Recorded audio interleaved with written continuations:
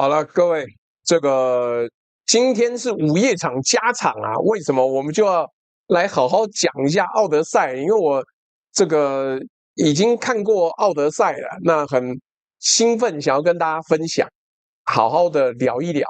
那到底要聊什麼呢？今天我讓電腦算了一個很特別的數字，特洛伊到伊萨卡，如果順風的話，15天就到家。但就有一個倒霉的傻逼奧德賽呢，一路被河馬給了他3650天才到家，那差了240倍啊！差的不是航海技術，是有人需要那個故事變長。諾蘭的片子上映了13天哦，開片是2.64億美金，全世界都在炒選角，炒他拍的像不像河馬？也謝謝諾蘭的拍攝，但沒有一個人問說河馬拍的像不像歷史。今天是2026年呢7月26號，這裡是萬事通事務所。我們今天要跟各位聊的是呢，到底是海倫還是海峽？諾蘭的《奧德賽》開片2.64億美金，全世界都在炒選角，沒有人問河馬當初的原文怎麼來的。我的確就是看 IMAX， 看完之後呢，機器就壞掉了。第二天美麗華機器就壞掉，我覺得很好玩。來，我們會講到什麼東西？我們會講到傅東華老師、達達尼爾海峽、阿拉克桑杜條約、施里曼跟馬來亞角。Aaron 過說咕嚕咕嚕，然後壞掉龍九說請支持雙黑人海倫單人哈魯巴老朱兵按讚分享加群熱推購買商品也請問老朱祝福打氣謝謝。高雄熊大說朱大也太拼了吧，這樣我追進度好辛苦啊，是說朱大感冒是不是還沒完全好，聲音好像還是有點啞啞，保重啊。也沒有啊，我感冒已經完全好了，而且我再度把我的攝影機調到 4K 啦，各位看這個畫面夠不夠清楚？如果夠的話就夠了，不夠的話再說。來，我們今天就要討論一件事情，就是千帆破案後風長，一女蒙冤替稅償，乍要翻開3尺土，泥書寫進9重牆，10年為道沉沉燼，百斬歸來骨已霜。誰記當初爭什麼？只知傳唱到今場。西屯金正恩說 Helen of Troy x Helen of Detroit。景浩兄說辛苦啦，沒有辛苦啦。還有各位，如果你覺得要一直追直播的話，我的內容其實蠻適合拿来在開車的時候或者跑步的時候聽啊。你可以好好講，好好試試看。來，我們今天呢，開場是從一本書開始，不是河馬的書，是一本1929年在上海印出來的中文書。那一年呢，商務出版社出了一部《奧德賽》。譯者呢叫做什麼？譯者叫做傅東華，整本用譯文運的，多厲害啊！奧德賽用押韻寫，他用華文也用譯文翻譯，了不起。那你現在拿到那本書會嚇一跳哦，直排文言人名全部音譯到你認不出來。奧德修斯他翻作優利西茲，宙斯他翻作御夫，雅典娜叫做密涅发，波塞頓叫做涅普調音。在聽各位的自己念出來這個聲音的時候呢，看到優利西茲2個字，有沒有覺得哪裡怪呢？ Ulysses 不是 Odysseus 吧？那因為 Ulysses 這個傅東華老師呢，用的不是希臘文本，希臘文 Odysseus 念的是 Odysseus，但是拉丁文翻譯 Odysseus 就是翻成 Ulysses， 會翻成尤里西斯，因為希臘原文根本没有這個音。根本沒有這個音。如果說你會员進不去，可以8月2號直接去桃園嗎？你就直接問後台，因為那個要先交錢的。你直接去桃園，到時候現場錢也沒辦法跟你收，然後那個水餃錢也沒辦法跟你收。你直接叫後台，或者是寫信，或者是打什麼客服什麼東西的，你們直接去現場很麻煩。拜託，請大家註冊，會員進不去，想辦法去你 email 找啊。那各種各樣開特例，我們現場沒有工作人員可以接待了，所以你就不要直接自己去。那不然現场人家都交錢，你把錢給我，那我要給誰呢？好了，接下來自己講。所以傅東華老師呢翻的東西哦，他不是希臘文原典，他翻的是英譯本。而且它主要依據的是 William Cooper 的无韻詩英譯本，因為奧德賽要翻成全部押韻，從希臘文翻到拉丁文再翻到英文太難了，所以有很多人就是直譯不押韻。那另外呢，他還參考了 Alexander Pope 的韻文版本，也就是 Alexander Pope 押韻。再加上2種散文，就是根本不管詩的體例，它就变成散文的譯本，然後統合起來翻。你看，這個真的是典型在速寫呀！我們以前的翻譯者是這麼厲害、這麼認真的參考好幾個版本在翻譯呀。那這個線索呢，是另外一位譯者曹洪昭老師哦。在他的譯本序裡面說啊，這個傅東華老師是這樣做的，所以整條傳遞鏈是這樣子的：希臘文口傳 ，Cooper 的英文無韻詩，然後變成傅東華的中文韻文，3重改編。那這個才是有趣的地方。那為什麼有趣呢？因為這個才是訊息傳遞鏈啊，跟我們前面一章在講殺傷鏈是一樣的，而且中間還混了第4個譯本的資料。各位，這叫翻譯嗎？某種程度，這已經叫做改編了。在聽直播正在心裡算這條鏈子有幾層的各位呢，答案是至少3層，而且這還只是我們看得見的部分。所以我們今天要再特別強調。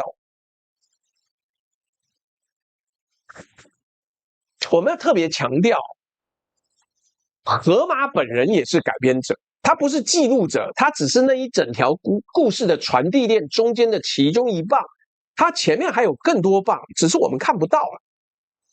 還有一件事，這件事情我想了很久要不要講，但最後決定講。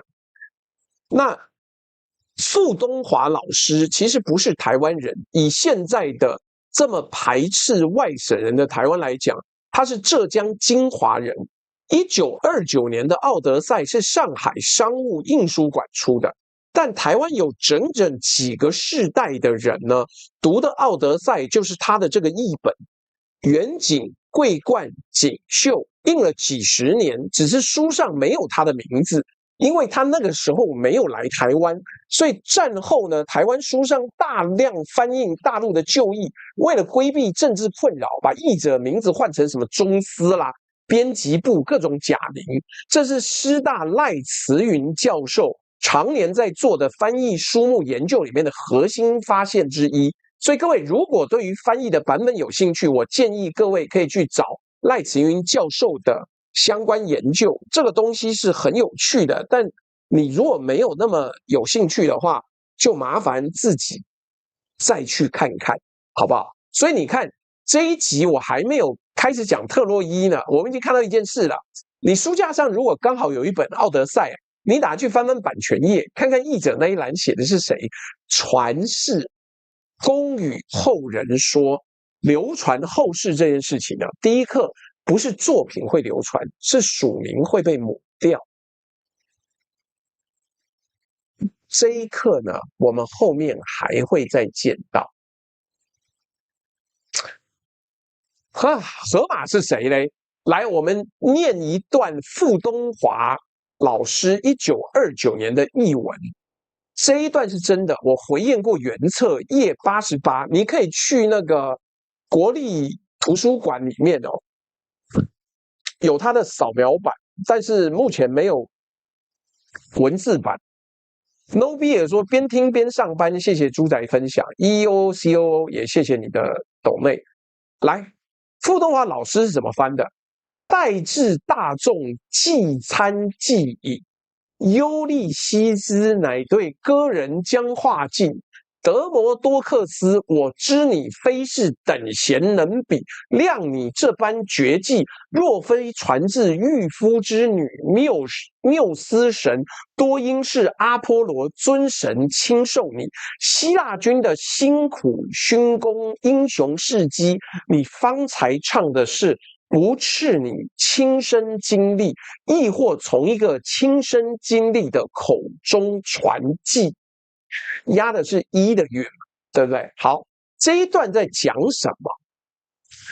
白話講，奧德修斯呢 ，Odysseus 當面誇一個盲眼歌手，說你唱的這麼準，簡直像你自己上過戰場，或是親耳聽過活人講。聽起來是稱讚，對不對？但其實不是，因為唱的人根本沒去過。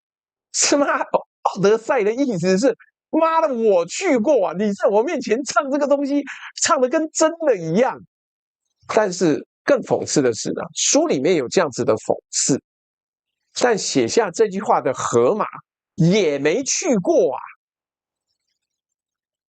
各位弟兄，大家都沒去過。我們來面對第一個難堪的問題啊，荷馬到底是誰？答案是沒有人知道。查遍所有歷史考古學，沒有人知道這個傳奇是誰，就跟你知道李白是誰，但是你不知道荷馬是誰，不是資料不足的那種不知道，是這個人可能根本不存在的那種不知道。古希臘7個城邦搶着說荷馬是我們的人，有人說他是盲人，有人說他叫 Homeros， 這個字本身就有人質或是盲人的意思。沒有生卒年，沒有墳墓，同時代提到他的文獻也沒有。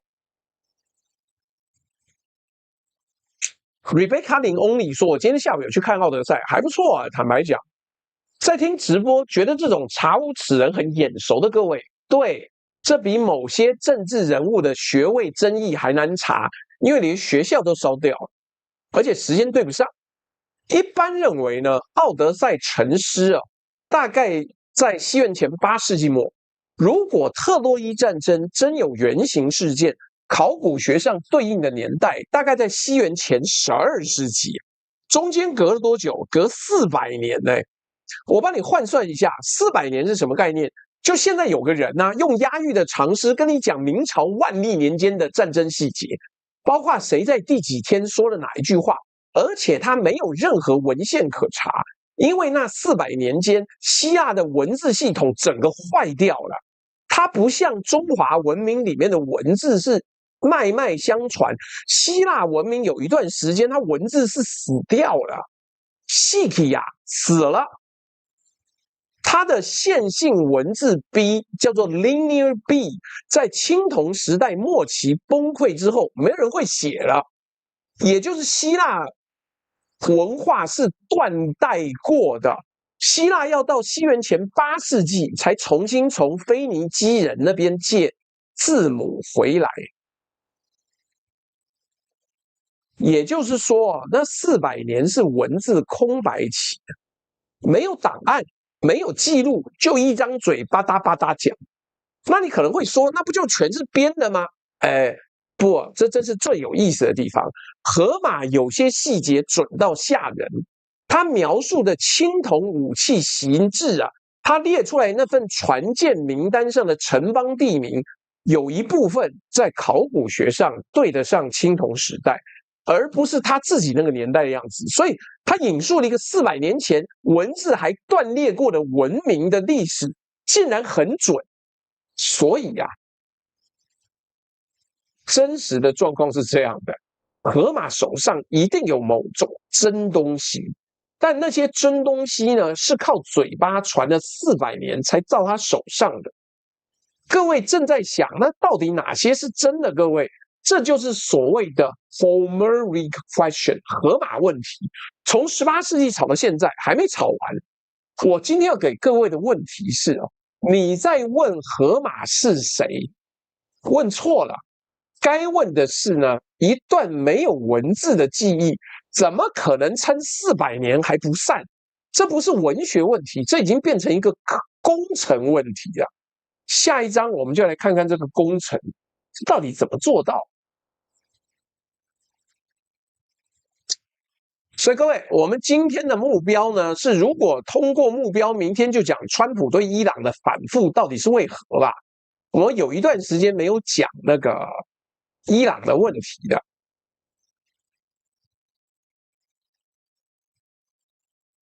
No B 也說邊聽邊上班，謝謝豬仔分享。好，我們繼續往下走。走。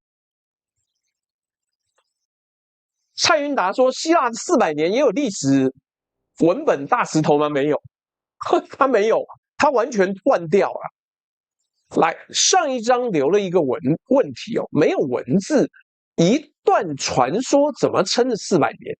我先跟各位講一個你一定有感的日常經驗。你現在還記得幾支電話號碼？我們以前電話號碼都用背的。我猜啊，現在大概只剩1支啊，你自己的。你可能記得爸媽家的市話，因為你小時候背的，其他全部都在手機裡。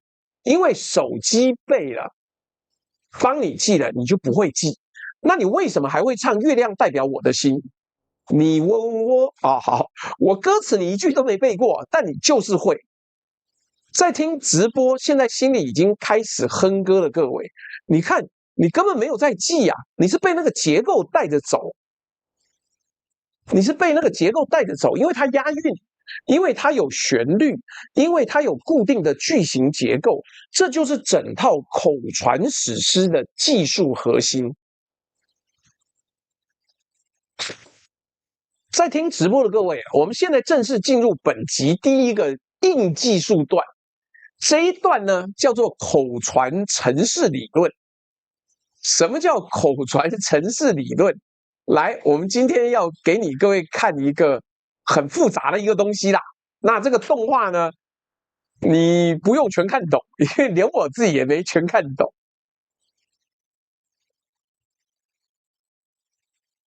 Oral Formulaic Theory 口傳程式理論提出來的人是美國學者 Milman Parry， 後來由他的學生 Albert Lord 接手完成。核心概念呢，一句講完，荷馬史詩不是背下來的，是即席組裝出來的。Parry 一開始是研究荷馬文本裡面一堆奇怪的重複，捷足的阿基里斯，灰眼的雅典娜，玫瑰指的黎明，這些形容詞呢，跟情節根本沒關係。黎明在死人堆裡面也是玫瑰指的，文學角度看，這叫贅字，是個缺點。可是 Parry 後來跑去南斯拉夫，找那些還活着的口傳歌手做田野調查。1930年代，他錄了大量的現場演唱。他發現那些歌手也在做一模一樣的事，然後他就懂了，那些不是形容詞，那些是零件。好了，飛虎記說什麼特洛伊是洋人唬爛出來，你回去讀書，或者是你聽完我今天的直播，不要人云亦云，我有完整的論證告訴你，那種我大中華歷史傳承才是信史，而希臘羅馬城邦屁也不遲，那種想法不夠完備。我今天早上聽他講，我還不信呢，馬上我就看到了。來，千萬不要被這種毒害了，就是人家真有部分的信史。我用各位聽得懂的方式講啦，為什麼這幾萬行的韻文可以傳下來。羅馬史詩的格律叫做六音部，每一行的長度是固定的。歌手在唱的時候呢，必須及時填滿那個長度。這個時候，捷足的阿基里斯功能不是描述阿基里斯跑很快，它的功能是一個剛好塞滿這個位置的預置組件。需要短的用一個名字，需要長一點的加個形容詞，再長一點的加一整句。這是什麼？這是壓縮演算法。六音部的格律本身是錯誤校正碼，你唱錯一個字，你節奏就垮了，你自己跟觀眾都會立刻發現。它讓錯誤呢在傳遞的過程中不會累積，這很像密碼學。在聽直播家裡有做軟體的各位，你現在心裡 always 應該想的是，這不就是函式庫加校驗盒嗎？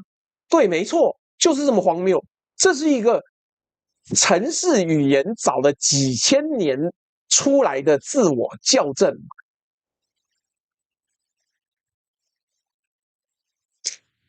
对，飛虎記，你說是對，那我問你，商代的人祭到底是不是真的呢？商代殺了那麼多人，你認為是不是真的？來，我手上有一本書，我強烈建議各位去看。為什麼？這本書叫做《簡商》，連簡商都不敢講商代是100%信史的。你跟我講，對，我們的春秋五霸、戰國七雄，孩子啊，多讀書，方知天下之大，個人之小。但我還是強力推薦《簡商》這本書啊，這本好書我們有在賣，而且比那個博客來還要便宜。你看看怎麼用文件去推敲古代的信史，而且你推敲得出來，其他國家也有，好吧？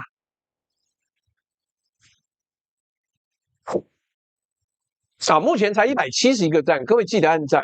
來，3000年前，一群不識字的人在沒有紙的狀況下，發明了一套資料保存協定，而且效果好到什麼程度？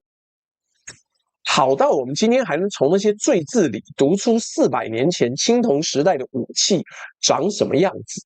所以回到那個問題，一段沒有文字的記憶怎麼撐400年？答案是，它不是靠記憶撐的，它是靠結構撐起来的。注意，各位，這裡有一個代價，而且是很重的代價。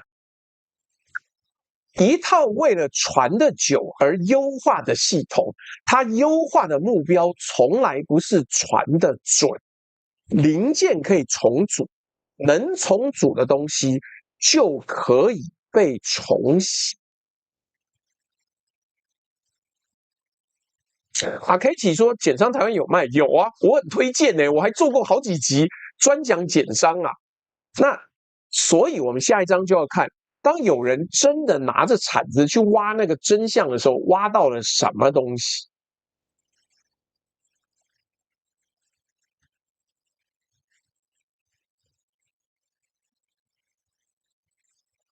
來，1870年代，土耳其西北角一座叫 Hisarlik 的土丘上，一個德國商人帶着工人開始挖。這個人叫海因希里·施里曼 （Schliemann），他不是考古學家，他是做生意發財的，靠俄國的靛藍染料生意跟加州淘金潮期間的金沙買賣大賺錢吶。但他從小，他是個讀書人，他從小讀荷馬，他相信特洛伊是真的，然後他有錢，於是他就開挖了。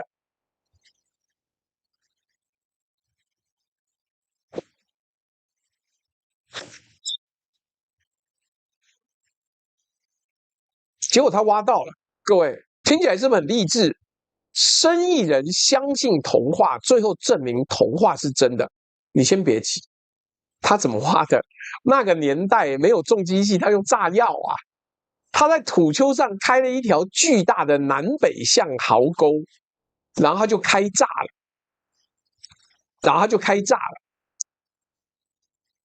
那問題來了，那個土丘呢，不是一座城，是9座城疊在一起。青銅時代的城市毀了，就在原地重蓋，一層壓一層，一層壓一層，疊了2000多年，疊成一個土丘。Schliemann 呢認為荷馬的特洛伊在很深的地方，所以他們把上面那幾層當作沒有價值的土直接清掉了。然後他在第2層，今天編號 Troy 2，挖出一批黃金器物，宣布這是普里阿摩斯的寶藏。還讓他太太帶上那些金飾拍照。那批東西的年代很遺憾，後來用碳14放射性測定法呢，發現比荷馬所寫的特洛伊戰爭早了1000年以上。而真正在時間上對得起來的城位是 Troy 6晚期跟 Troy 7A， 就在他當初認為沒價值而清掉那個範圍附近。各位聽懂了這個諷刺嗎？聽懂了這個諷刺嗎？他為了找到荷馬的那一層，把荷馬的那一層炸掉了。在聽直播家裡有在做工程的各位，你現在應該已經按着額頭了，想說這就為了找地基，先把地基拆了啊。我跟你講，這是考古學上最貴的一次，我以為。你先不要笑得太快。因為施里曼做對了一件更重要的事情，重要到他值得被記在教科書上。他證明了那個地點是真的。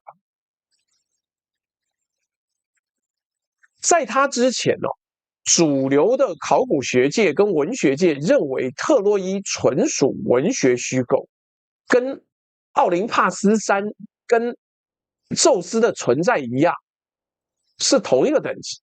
但施里曼開挖之後，這件事情變成一件事情，那裡確實有一座城，反覆被毀，反覆重建，而且位置就在荷馬說的那個位置。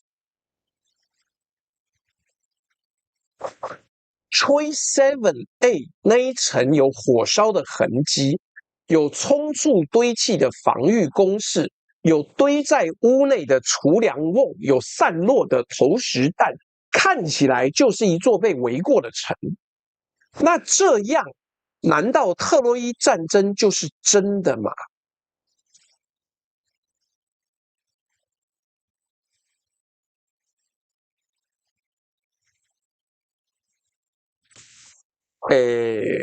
不是，這是本集第一次必須踩剎車的地方。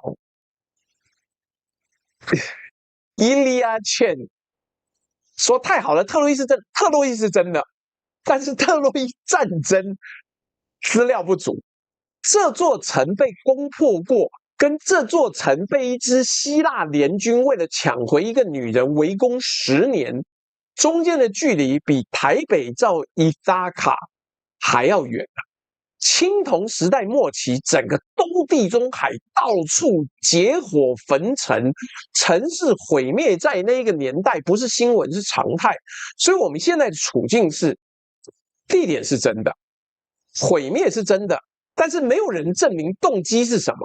而動機啊，才是這一集我們真正要探討的真相。因為荷馬給的動機是一個女人。但是海峽就在那面城下面2公里，所以到底是海倫還是海峽，我們不太確定。所以你看，這個簡單不是給你看清楚啦，你用大電腦大概大螢幕可以看得清楚，就是特洛伊啪啪啪啪啪啪啪啪啪啪有這麼多層，9層呢，比那個 Lady M 的蛋糕還要多層啦。那Troy 6是城牆規模最大、工藝水準高、末期火快。Troy 7A 是有圍城情境的候選層級。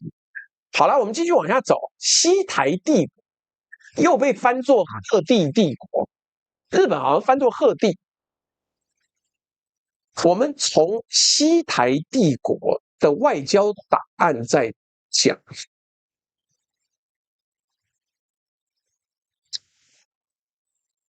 上一章我們卡在一個地方，地點是真的，毀滅是真的，但是動機沒人證明。我們現在換一個方向找，不找希臘人了，希臘人的文明斷代過，我們找隔壁鄰居特洛伊那個位置啊，在青铜时代不是三不管地帶，它旁邊有一個超級強權，會用鐵，而且據說有馬鐙，叫做西台帝國 （Hittite）。日本不知道怎麼搞啊，翻作赫地，那管他的。首都哈图沙 （Hattusha） 在今天土耳其中部。西台人有一個对我們非常友善的習慣，他们什麼都寫下來，而且寫在泥板上。就是你看到我後面這個泥板上，他們是刻在泥板上，紙會爛，沙草會爛，泥板不會。而且歷經結火焚成，泥板燒過之後，它反而更硬。所以哈圖山的檔案庫呢，出土了幾千片的楔形文字的泥板。各位注意這個對比哦。希臘那邊是400年的口耳相傳，這邊是當代的行政公文。那公文裡面有什麼？有個地名反覆出現，這個地名叫做 Wilusa。多數學者認為 Wilusa 對應希臘文的 Ilios 伊利昂，也就是特洛伊的另外一個名字。所以伊利亞德這個書名呢 ，Iliad 字根就是它。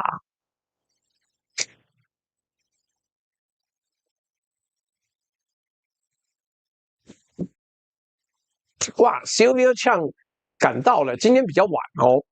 還有一個政治文體，就是政治體，它就是一個國家啦，叫做阿西亞瓦。多數學者認為呢，這又對應了希臘文的阿凱亞人，而阿凱亞人正是荷馬又來稱呼那支希臘聯軍的字。然後我們有3份文件，第一份叫做 Alexandru Treaty。阿拉科桑杜條約，西台國王跟 Wilusa 的統治者締約，那一個統治者名字叫做 Alexandru。在聽直播的各位，你把這個名字念慢一點 ，Alexandru。在希臘文裡面 ，Paris 王子。俊美的 Paris 王子的另外一個名字叫 Alexandros 亞歷山卓。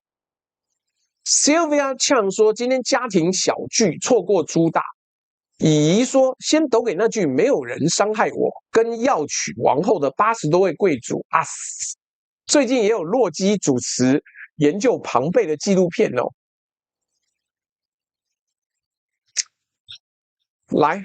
這2個名字的對應關係呢，是學界常年討論的假說。我強調是假說，不是定論啊。但如果成立，那就意味着荷馬筆下那一個拐走海倫的王子，他的名字真正的出現在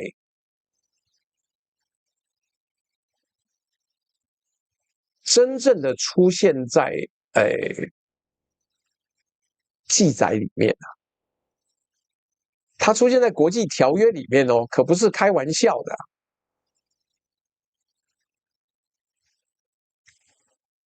不是在情詩裡面的，不是在文學創作裡面，是在條約裡面的。第2份呢，塔瓦加拉瓦 letter， 塔瓦加拉瓦書信，西台國王寫給阿希亞瓦的國王，信裡提到呢。雙方過去呢，曾經為了 Wilusa 起過爭執，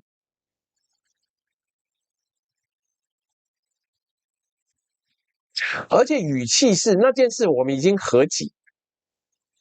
各位聽到重點沒有？為了那個地方我們吵過喲，我們吵過架。所以那到底是？有沒有這個地方？顯然有，外交文獻裡面有寫。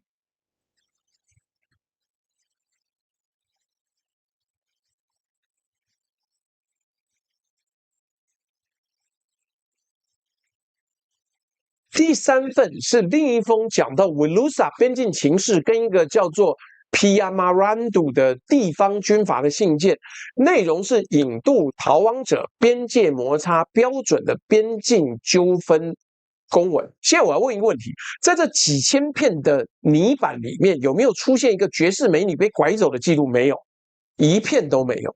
有的是條約、邊界引渡、附庸關係，以及我們為那塊地吵過架，而且不止一次。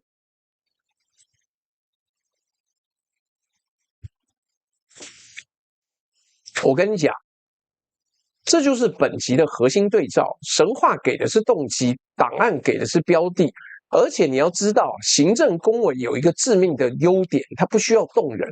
情詩要美，史詩要人聽，這些都會扭曲內容。但一份引渡公文不需要任何人感動，它只需要讓對方看懂，所以它撒謊的動機比史詩要少得多。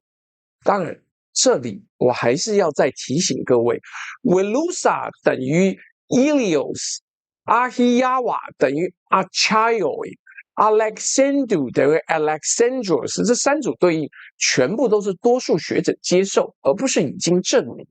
反對人也有，理由是語音對應不夠嚴密，地理位置只認有彈性的空間。所以我們現在的位置是有一份鄰國的當代檔案，反覆記載為了那個地方發生過的外交糾紛，但沒有一份檔案提到一個女人。那問題就變成了那個地方到底有什麼值得吵這麼多次？答案就在城下面2公里的地方。順帶一提我置頂的是8月2號的桃園網劇報名各位8月2號如果下午有空的話，麻煩去直接報名。還有人說什麼會員網頁不能夠註冊或進入，那你就重新再註冊一個比較好了。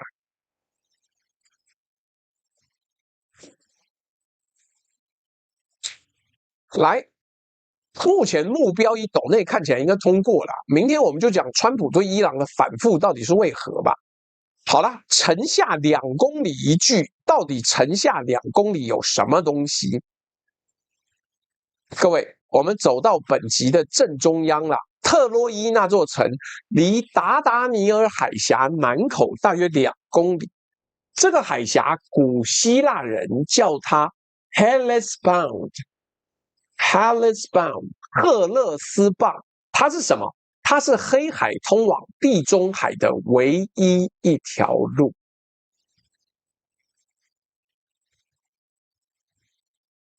現在我要講一段物理因為這個物理決定了後面的所有的戲。第一個，水流。黑海因為周邊大河注入，水量是長期過剩的，所以表層水是持續由黑海往南，經過這條海峽流進地中海。也就是說，你要從地中海航進黑海，你是逆流上行。第二，風。愛琴海的夏季盛行北風，你要往北進海峽，你是在逆風。逆流加逆風加一條又窄又長的水道，各位你仔細想一想，這在帆船時代意味着什麼？意味着你過不去你必須停在南口，等風向改變，而等這個動作就是這一集所有的關鍵的來源。因為等的時候你要靠岸，靠岸就要補水、補糧、修船、住宿、雇飲水人，等3天是3天的錢，等30天是30天的錢。謝謝 Q0805 斗內的一個柯基犬。來，在聽直播的各位，這個東西你其實每天都在看，那不就是收費站前的車陣？誰控制那個灘頭，誰就對等待收費。而且這不是自願的等待，這是物理逼你等。我再給各位補一組數字，讓你知道那個年代的海運到底有多值錢。1980年代在土耳其南岸打撈的烏魯布倫沉船，烏魯布魯年代大概在西元前14世紀，船上載了什麼？船上載了10噸的銅锭，加上大約1噸的錫锭各位，銅加錫等於氫銅，而10:1是非常接近氫銅的配方比例。所以那艘船不是在運貨，那艘船在運整個時代的原料。青銅時代靠這種船活着，因為沒有錫沒有銅就沒有青銅啊。所有進出黑海的這種船都必須要排隊經過那2公里。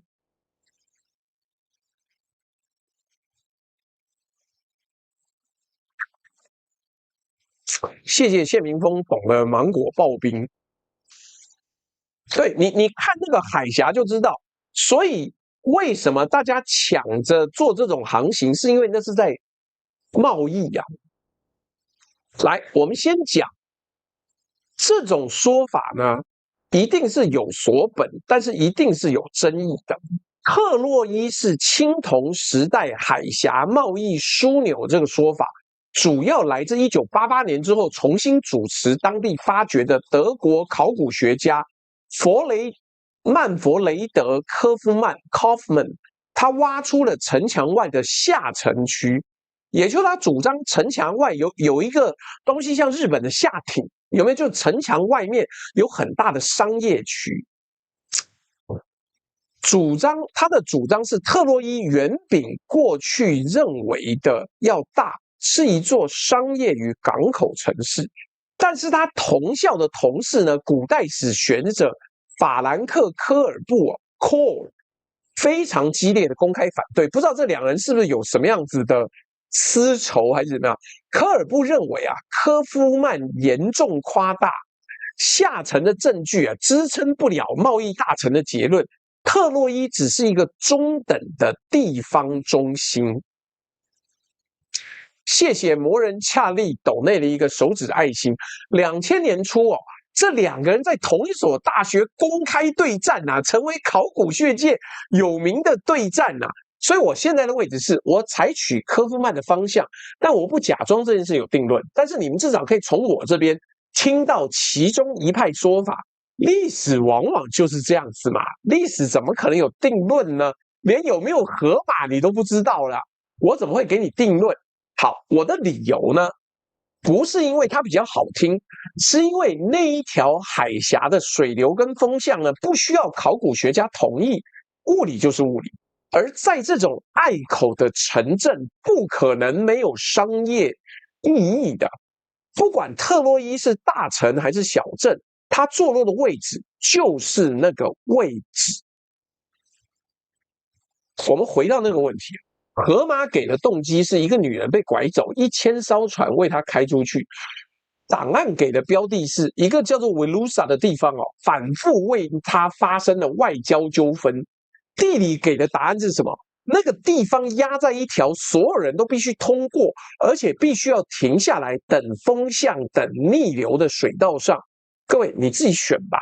你要相信這場仗是為了海輪，還是為了海峽？我的判斷是2個都不完全對，但是只有一個能上了台面。搶通行費不能寫成史詩，搶老婆可以。愛美人不愛江山，聽起來多浪漫啊！結果是包裝比交戰雙方的文明都活得久。來，我們這樣講，但是我們就用這個小說來分析好了。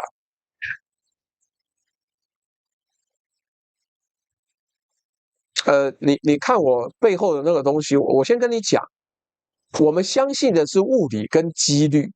當那一條海峽是這個狀況裡面，一年只有111天可以安全出海，而船必須要停在那邊等的時候，你應該就是要考慮到地理位置的。就跟昨天我們這樣講啊，昨天有網友一直要來爭，他說蘇清泉沒有講錯。這些人呢，血壓110呢，如果跟平常130到140比起來，哎呦，的確過低了。我想說，講到這裡還要凹。第一個，蘇清泉是平常就隨便記錄國民黨這4個選將的平常血壓嗎？而且這4個年輕人每一個人血壓平常都高到140，於是他當天一量到110，就說年輕人這樣很危險。真的嗎？這個幾率要全部都在一起有多難？我覺得這個東西就不要硬凹了，講錯就講錯，話不需要次次贏，步步贏，每一個細節都贏啊！你就講錯了嘛，你的示威上街還不是那麼多人，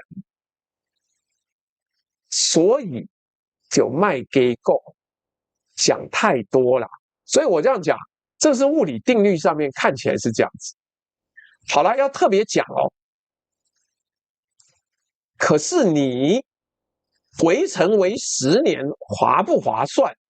假設這一場仗真的打了，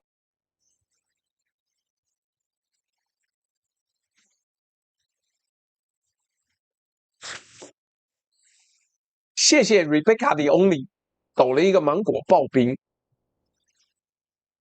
來，假設真的打了，我們來算賬啊！一支跨海遠征軍在敵人家門口待10年，這10年吃什麼？幹你10年都可以重新屯墾一座城市了，好不好？所以我們要說的是啊，你如果有做過供應鏈，譬如說一級嘴炮技術室搞過冷鏈、搞過農產品的話，你就知道啊，青銅時代沒有罐頭，沒有冷鏈，沒有補給艦隊，跨海運糧10年，成本是高到不可能吶。陳 Allen 說一天雙開，對啊，我先開一場賣 F-35的內容，然後我再開一場講特洛伊的奧德賽。謝謝魔人恰里又送了一個芒果刨冰。你看一級嘴炮技術室果然是我雲林好男兒。怎麼做呢？就地打砸搶啊！答案就寫在《伊利亞德》裡面，而且寫的毫不掩飾。他們一直在搶，希臘軍在圍城的同時不斷去周邊的城鎮劫掠、搶糧、搶牲口、搶人。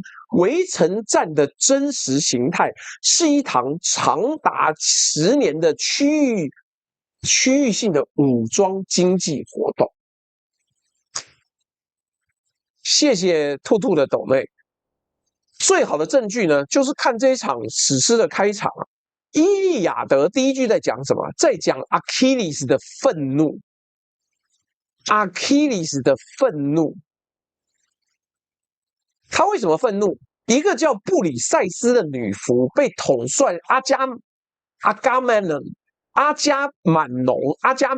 從他手上拿走了。各位，阿伽门农在《奧德賽》裡面就是那個假裝蝙蝠俠的那個戰將，好，他很厲害，但是從來沒有讓他打仗，因為他只要站在那邊就可以嚇人。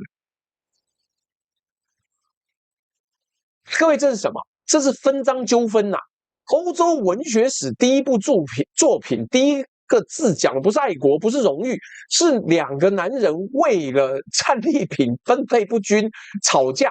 吵到主力戰將罷工，害死一堆自己人。在聽直播的各位，如果你聽到這裡覺得，這不太史詩啊，對啊，就不太史詩，這荷馬自己寫的嘛。再來講木馬，各位知不知道伊利亞德裡面是沒有木馬的？伊利亞德是沒有木馬的。伊利亞德結束在赫克托爾的葬禮，城還沒破。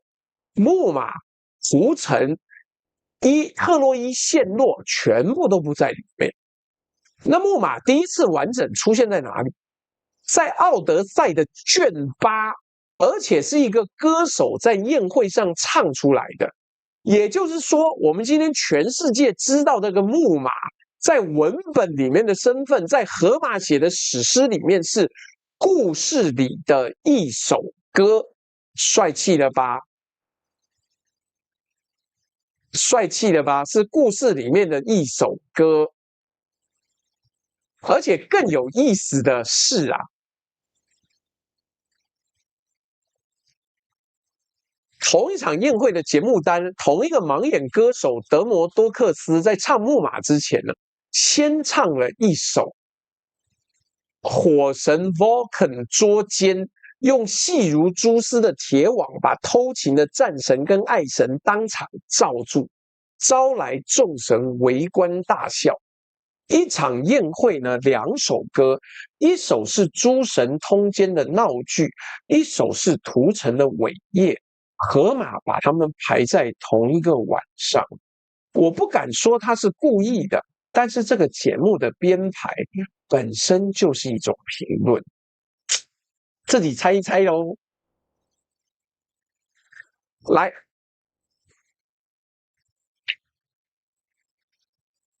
回到我們幫他算的賬本，10年圍城划不划算？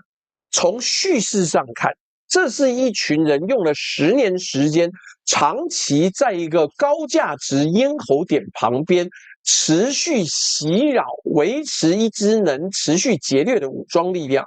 你要說那個叫戰爭也行，你要說那叫戰地收租也行，差別只在誰來寫。寫的人400年後才出生啊！你想想看，如果有一個人400年之後才出生來看川普現在的荷姆茲海峽之戰，你會不會覺得他跟特洛伊之戰差不多？有人為了搶海峽通行權，發動數萬名士兵，最厲害的武器，不停的打仗，各種飛彈，彈如雨下。你會不會覺得這故事聽起來很有趣？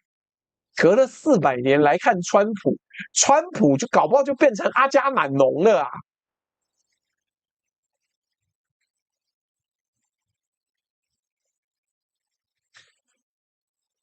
來，接下來更妙了，我閒着沒事幹就會瞎做事。我們現在講回家，終於要回家了，對不對？打完仗了，我用電腦算了一件事情。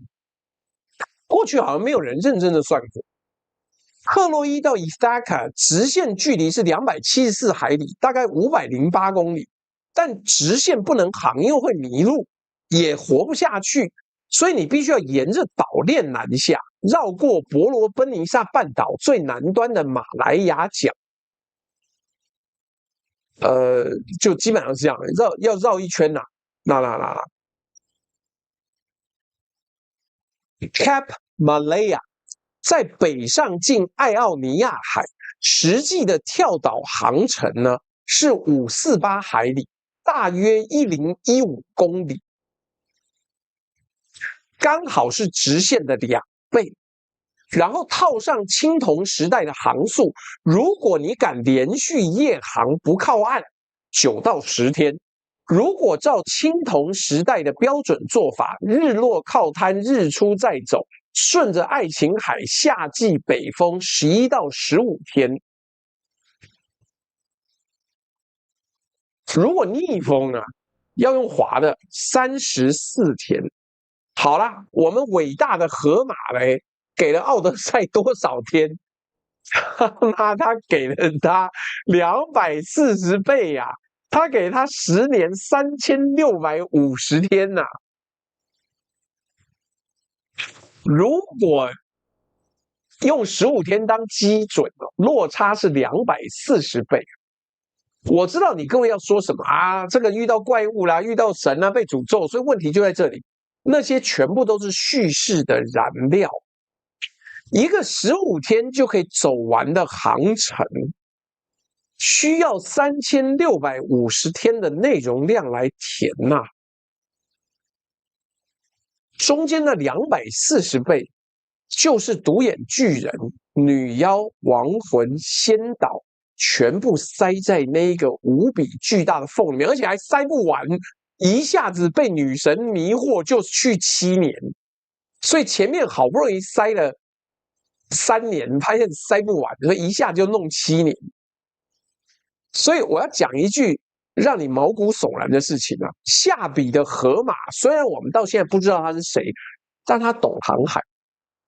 他不是不懂才寫成10年，他是懂了才寫成10年。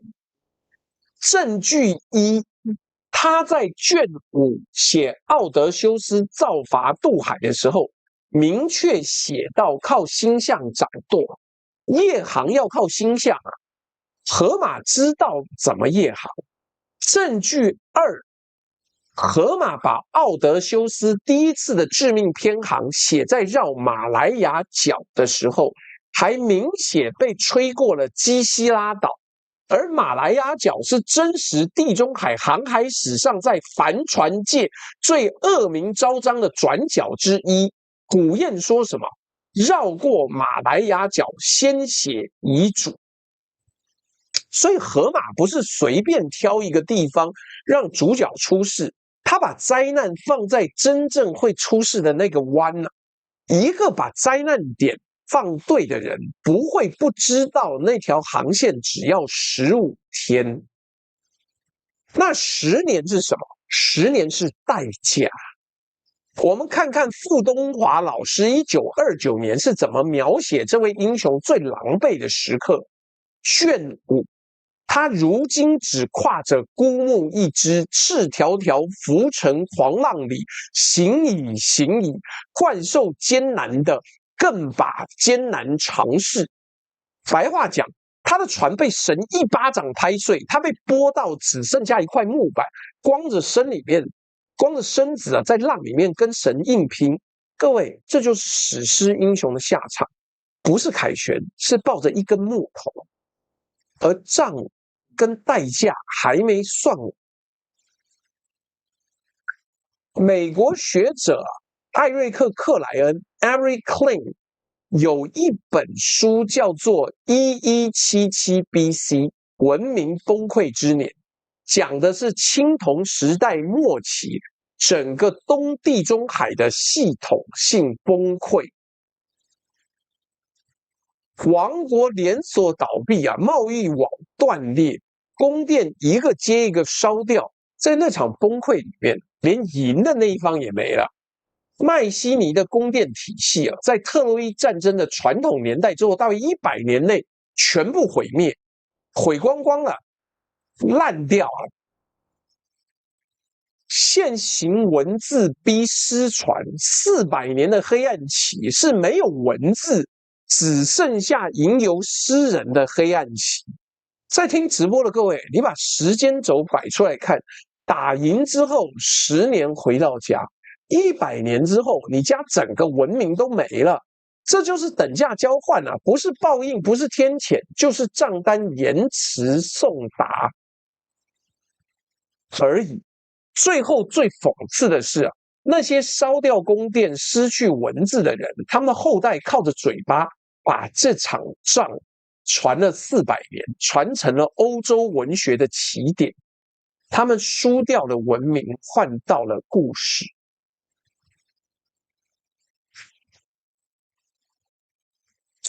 哎呦，小戴說今天的人數為什麼就400多？哎呀，因為題目是講奧德賽嘛。所以對很多人來講，講奧德賽他可能不一定願意聽啊。本台原來不是走歷史科普路線，但沒關係，我還是要講，因為這是我看完諾蘭的電影之後我欠他的，這改編的有趣。OWTS 9999說，川普的反覆實在很正常，但需要科普，有那個標準已經達成了啦。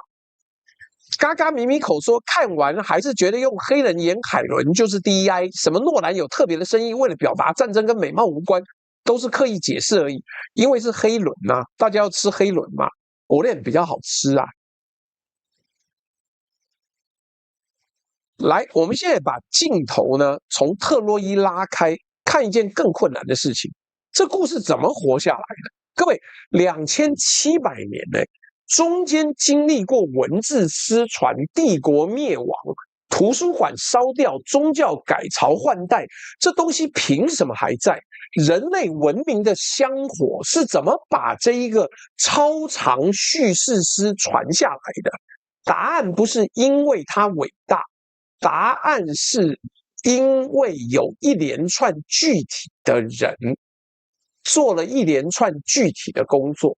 第一棒是吟遊詩人，前面2章講過了，靠套語跟六音部把記憶做成可搬運的結構。第二棒是雅典，西元前6世紀開始，雅典的泛雅典娜節 Panathenaea 有公開誦讀荷馬的傳統，而且據說規定要接續的唱，不能跳哦。也就是郭正亮唱完要朱學恆唱，朱學恆唱完呢要謝寒冰唱，謝寒冰唱完要方恩格唱，我們要照順序走，不能跳哎。在聽直播的各位，你發現这是什么嗎？這是版本控制。一群人在同一個場合，按同一個順序把同一套內容念一遍，誰念歪了，誰記錯了，現場有人抓。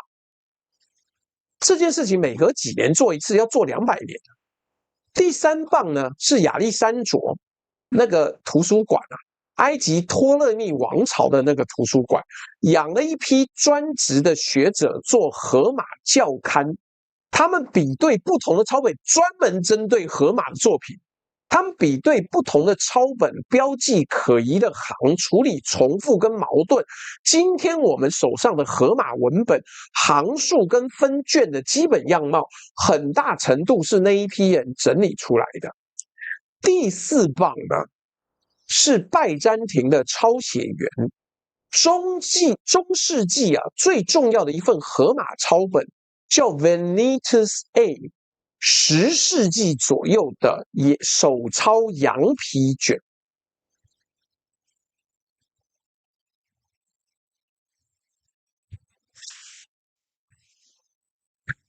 現在藏在威尼斯的馬爾恰納圖書館。它珍貴的不只是正文，是頁邊那一堆密密麻麻的注記。那些注記保留了亞歷山卓學者的校勘意見。各位，一個中世紀的修士抄了一堆他可能不完全同意的異教徒詩歌，還把學者的批注一起抄下來。他不是在創作，他在替人類的文明做備份。他超越了宗教，超越了語言，超越了信仰。第5棒。1488年，佛羅倫斯荷馬第一次被印刷出版，從這一刻起，複製成本崩塌。第6棒，1929年，上海，傅東華老師，各位啊，看到了嗎？從口傳歌手到那張綠罩台燈的書桌，是同一條產業鏈。傅東華老師啊，已經是這條鏈子上最新的一棒之一啊。現在這一章真正的重點來了，而且它不溫馨。我們開場就講過，傅東華的譯本在台灣被印了幾十年，但書上不是他的名字，譯者被換成什麼中司、編輯部各種假名。那這件事跟整條文明傳遞鏈擺在一起看，那些吟遊詩人，我們一個名字都不記得。根本不知道那些亞歷山卓的校勘者，只有少數幾個名字被記下來。那個抄 Venetus A 的人沒有名字，傅東華有名字，但台灣的版本上把它拿掉了。傳世工程的第一課，不是好作品會被流傳，而是署名會被抹掉。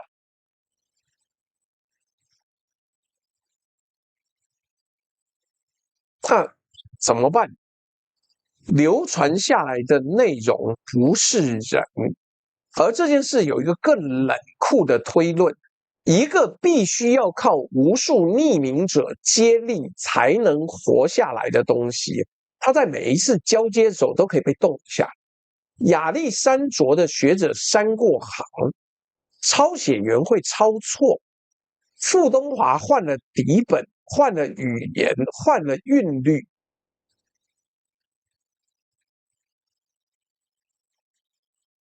所以我們今天讀到的荷馬不是荷馬，是2700年份的接力賽終點。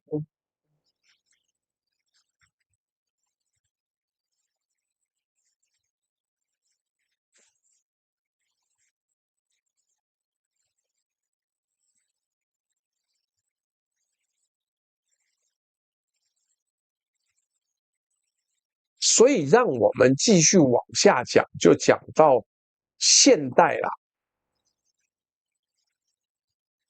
我這邊沒有卡你們說我這邊卡了，但是我看我的網頁、我的網路都是正常的啊，那就是 YouTube 對外卡的，不是我嘞，很抱歉，所以我沒有辦法調，沒有辦法動。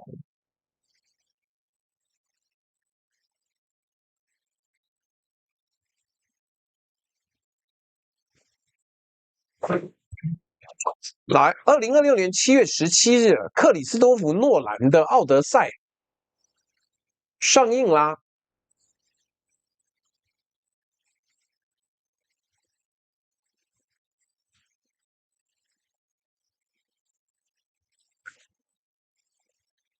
數字摆出来了，北美開片3天，1億2450萬美金 ，Cinema Score 拿 A， 是今年到目前為止真人電影最好的開片，也是麥特戴蒙生涯最好的開片。全球首周末2億6410萬美金，超過奧本海默的開片，制作成本2.5億美金。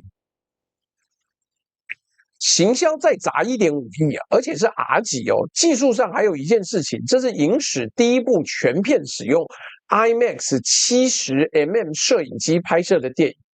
在聽直播的各位啊，先把這個數字記住，2.64億美金。我們等一下要拿它跟一件事對比。对，我是去大直美麗華看的，所以沒有問題。我看到的是全片的高度，不是只有一點點的高度。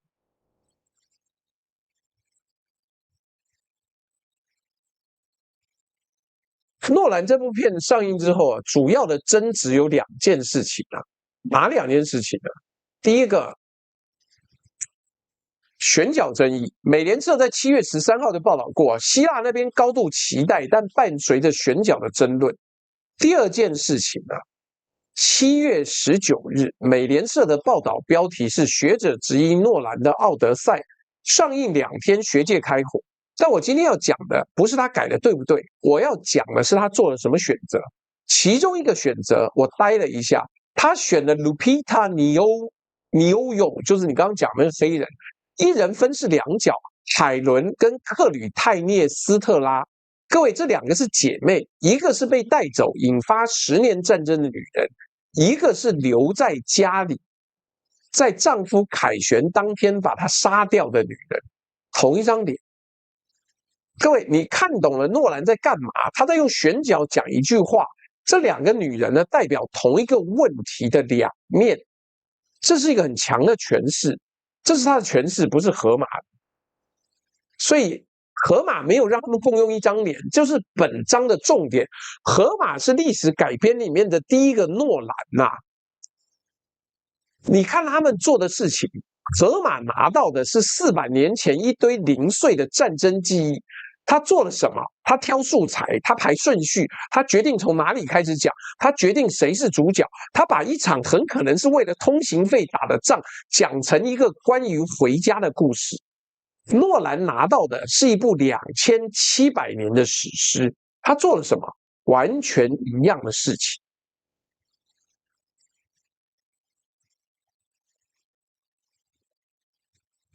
2個人差別只在工具。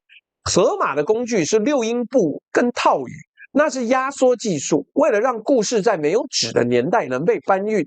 諾蘭的工具是 IMAX 70mm， 你在美麗華才能夠看到完整的上下，你其他在一般地方是看不到的，有點像16:9是從中間切開來。Kevin 1.618說去冥界那一篇也很有戲啊，謝謝各位。達到了目標，我是覺得是真的。剛剛網友講的沒錯啦，你硬要講 DEI， 我沒有感覺到說教的地方，我只是覺得怎麼沒有床戲，沒有那麼多床戲，有點可惜而已。來，方向相反，目的一模一樣，讓這個故事在自己的時代活下去。還有一個差別，這個版權比較冷，荷馬沒有版權，諾蘭有。荷馬那一棒呢，他只要傳送交出去就是別人的，接手人可以改，可以刪，可以翻成中文韻文，再換掉署名，所以他活了2700年。而現在這一棒被2.5億美金的成本跟一整套法律鎖住了。在聽直播的各位啊，我要跟各位好好分享一件事情。我用描述就好，因为圖片不能用。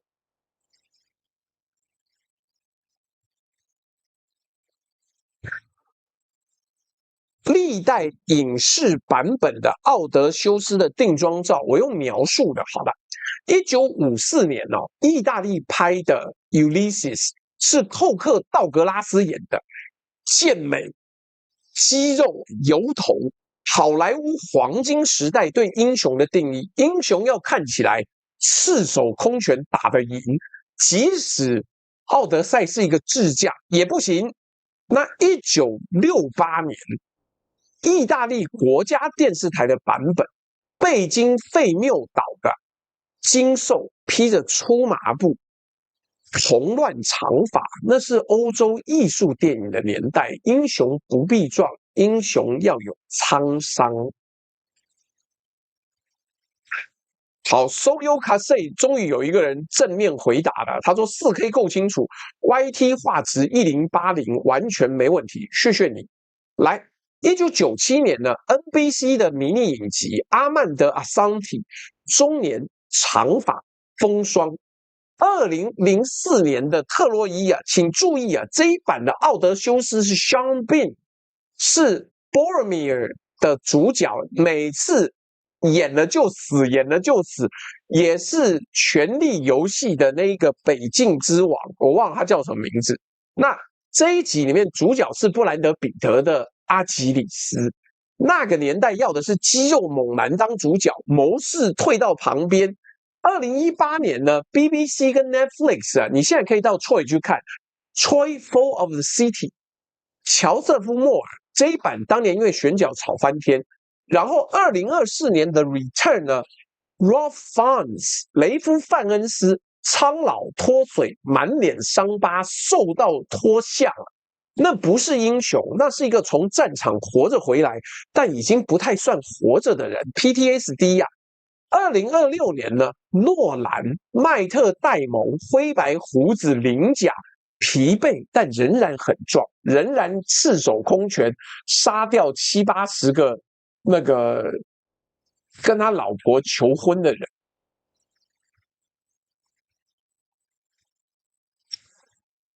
各位，你看出來了嗎？每個時代的奧德修斯啊，長得都像那個時代要的樣子。1950年代要肌肉，因為那個時代是戰後；1960年代要滄桑，因為那是反戰；2000年要猛男，因為那是特效大片；2020年代要創傷，因為我們終於開始談 PTSD。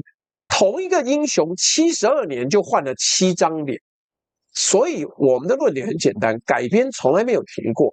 荷馬那一棒也是這樣，他也是照着那個時代，他那個時代想要的樣子，把奧德修斯捏出來的。差別只在於啊，我們看到後面7張臉是誰捏的，而第一張下手的人，我們永遠不知道。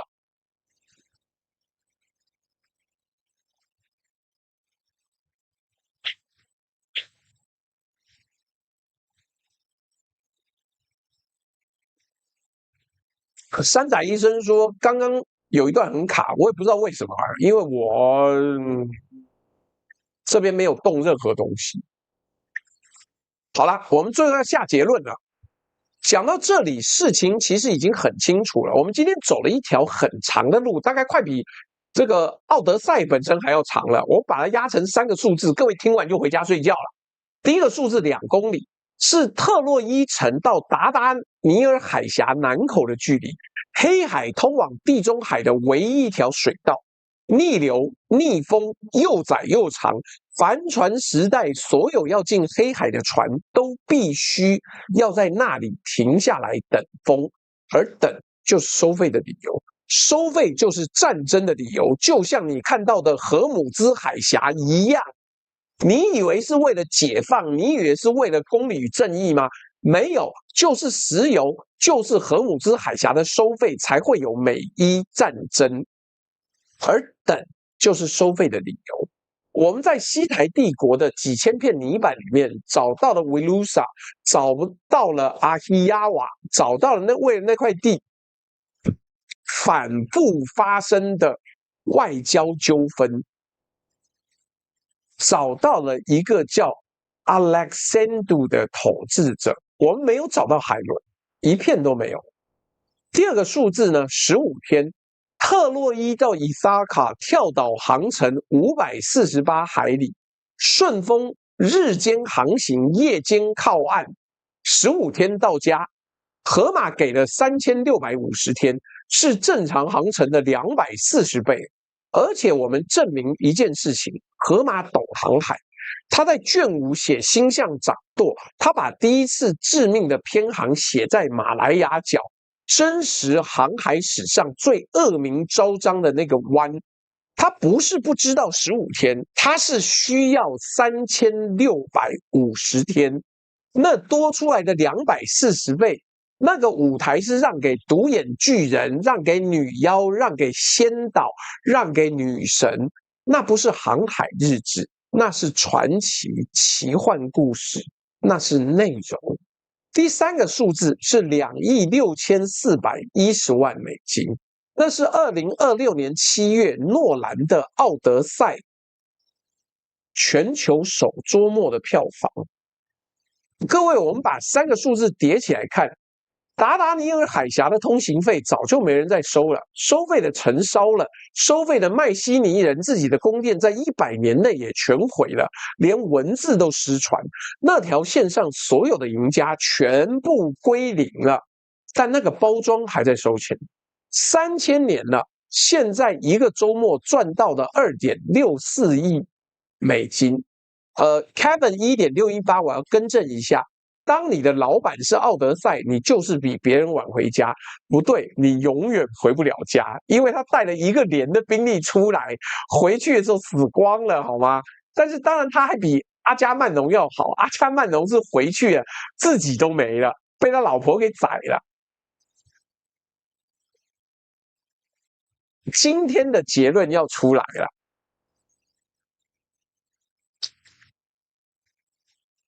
真相是這樣的，一個很可能是為了海峽通行費打的貿易戰，被包裝成一場為了一個女人打的榮譽之戰，而這個包裝比交戰的雙方文明加起來都活得久。而科學給我們的答案是這樣的：地理不會說謊，水文不會說謊，泥板不會說謊，他們不需要動人，所以他們不必撒謊。河馬需要有人聽，所以他必須動人。這個差別就是我們今天能重算這筆賬的全部理由。但問題是，等價交換你要付什麼？麥西尼人付了，他們贏了那場仗，然後在100年內失去了城市，失去了貿易網，失去了文字，掉進了400年的黑暗。他們用整個文明換到了唯一流傳的故事。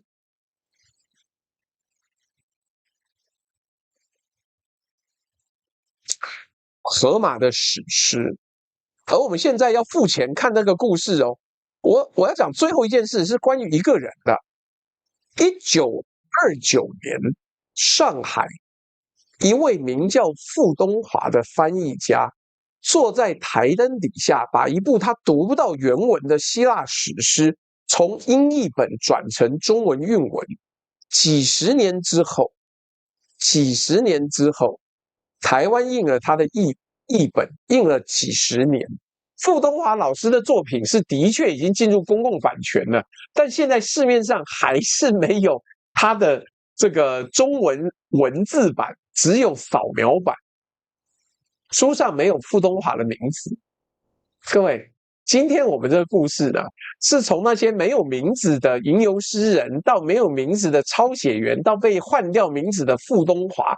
這個故事之所以能夠傳2700年，正是因為它可以一直被別人拿走，不能被拿走的東西傳不遠。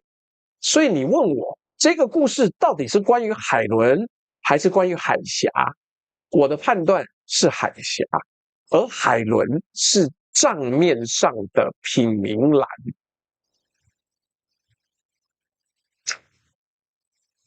因為沒有人會為了通行費寫史詩啦。但是為了一個女人，你可以寫3000年，而且每一代都會有人買單。所以坦白說，我們的那個狗皮膏藥已經貼出來啦，有綠界，有支付寶，有微信支付，有 PayPal。各位要抖內的話，可以抖內。那所以你要問我諾蘭的版本好不好看？好看啊，我覺得不錯。但是你不要拿它跟魔戒比啊，它比不上魔戒的。那你对它不要有錯誤期待，就是一個響當荷馬的2026年的諾蘭呢，重新詮釋了一個文本。每一個人的心中都有自己的奧德賽，而每一個人都會有伊利亞德的旅程，只是在於伊利亞的旅程走完之後，有沒有人在等你而已。飛虎奇你搞錯了，你自己去看一看，還不錯看啊，沒有到很多人賣。我跟你講，現在這個時代有很多人電影都沒看就開始罵了。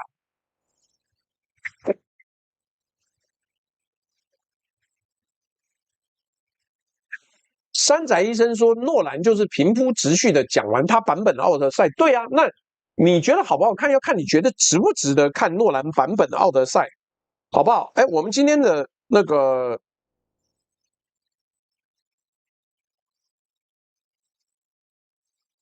直播也是要結束了。各位，你們抖內1元不嫌少，100元不嫌多，大家一起互相聊聊天，支持一下吧。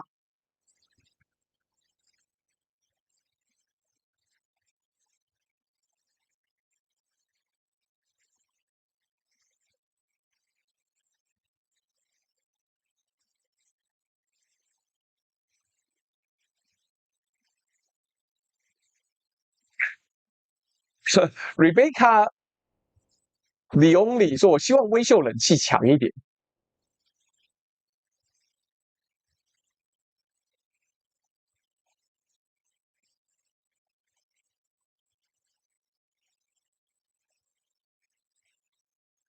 所以啊，各位看這種歷史改編，你就是要找到自己的樂趣啦。我的樂趣呢，是我跑去又聽了說書的奧德賽版本，然後又回想起來，我小時候看過伊利亞德，也看過奧德賽，連我兒子都說我小時候就看過這個版本。他說：“你這樣是不是爆雷？”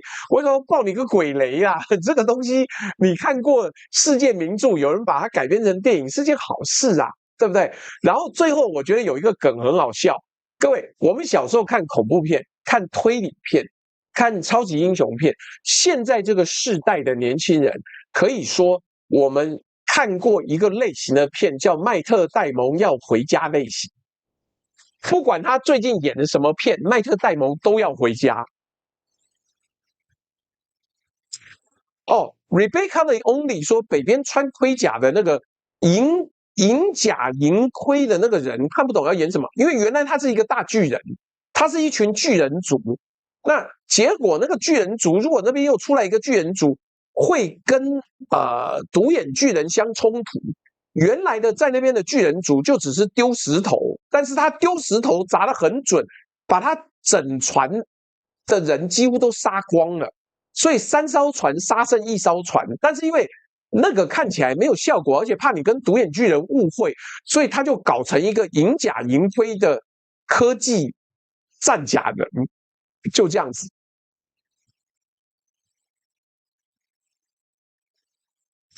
山仔醫生說：“我有看到記者訪問麥特戴蒙為什麼回家都那麼困難，因為他就是一個有回家病的男人吶。”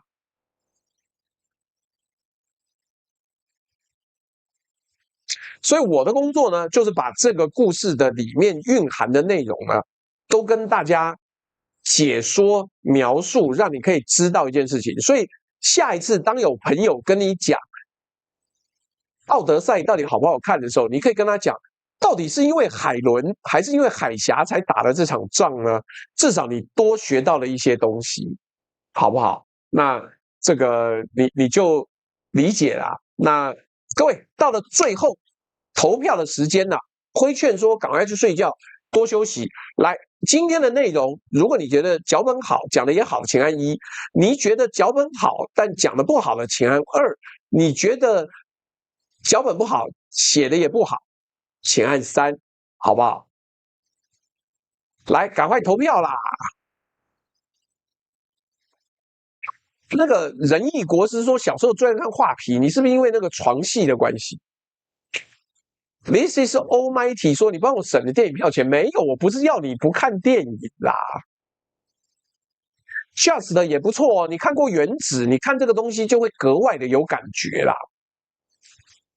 山仔醫生說初大講這類主題真的厲害，但是我講這個主題是講開心的，因為每次流量都不是很嗨。但沒關係，我開心就好。